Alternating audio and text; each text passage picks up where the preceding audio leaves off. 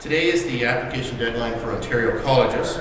Sadly, due to Dalton McGuintys' mismanagement and failed economic policies, Ontario's graduating high school students are facing stiffer competition than ever before for acceptance to colleges and university programs.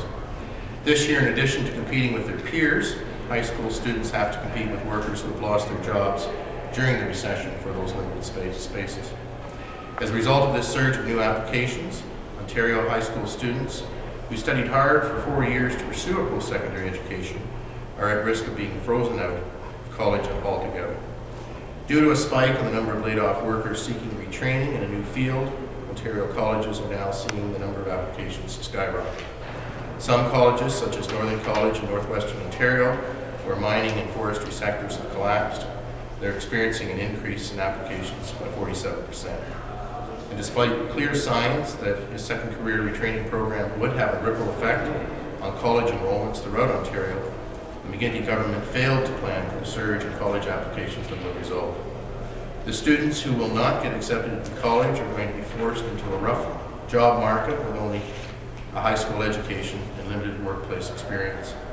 And the current Ontario job market offers few opportunities for youth, with a staggering youth unemployment rate of 18.3%.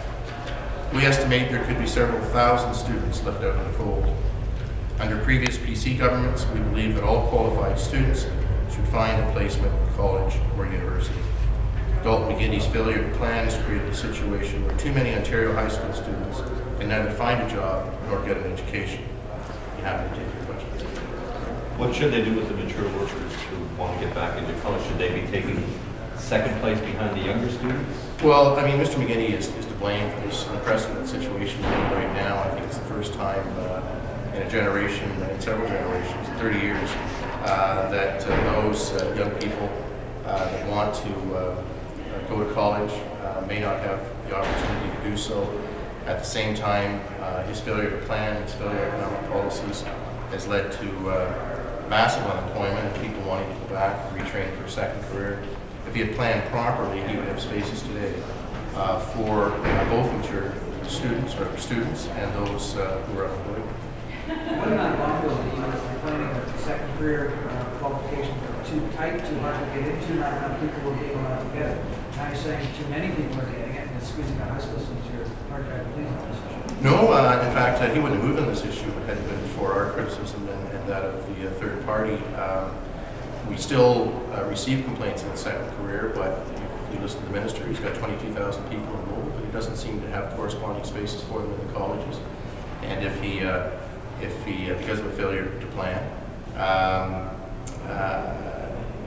if he had planned properly, he would have space for both those unemployed that are having the government pay for the programs, and putting high school graduates at a great disadvantage. They don't only have to come up with their own money, but they have to try and compete with the spot with a subsidized unemployed person.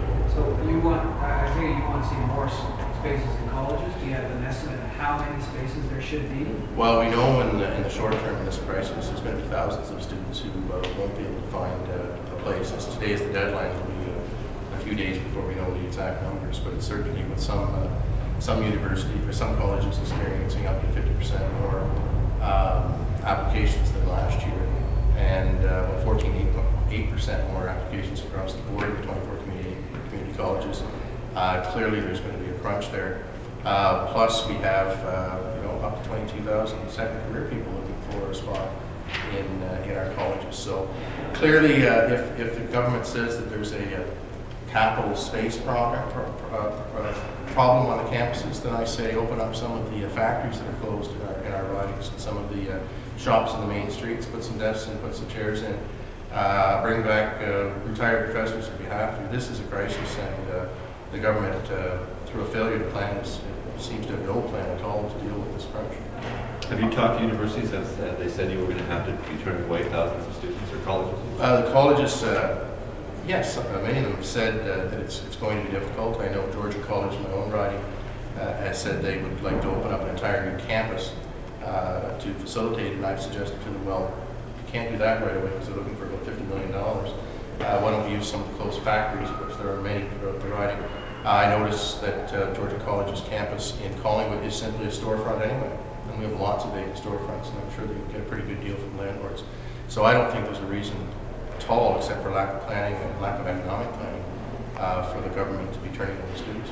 Well, your OPSU has a news conference this afternoon when it comes to college teachers and that kind of thing. We don't know what exactly they're going to say, whether it's a strike day. But just your thoughts. You guys may know.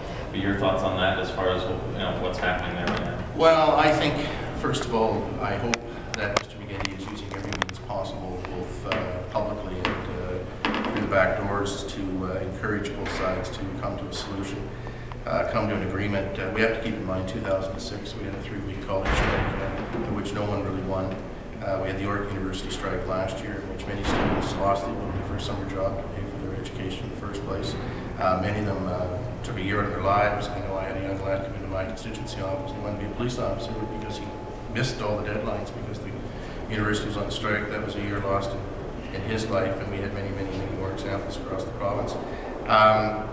And furthermore, I would say to the unions that you have to live in reality, and these public sector wage settlements have to reflect the public sector's ability to pay. Do you think the 57%? Private sector's ability to pay.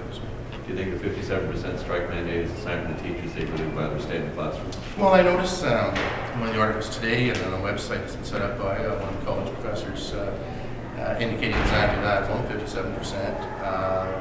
There has been an offer, 2 offers on the table. Either side are in a position to take it to membership. And there certainly seem to be some teachers out there saying, let's take it back to membership and see if things have changed since the 57% mandate was given. Thanks, Jim. Excellent. Thank you.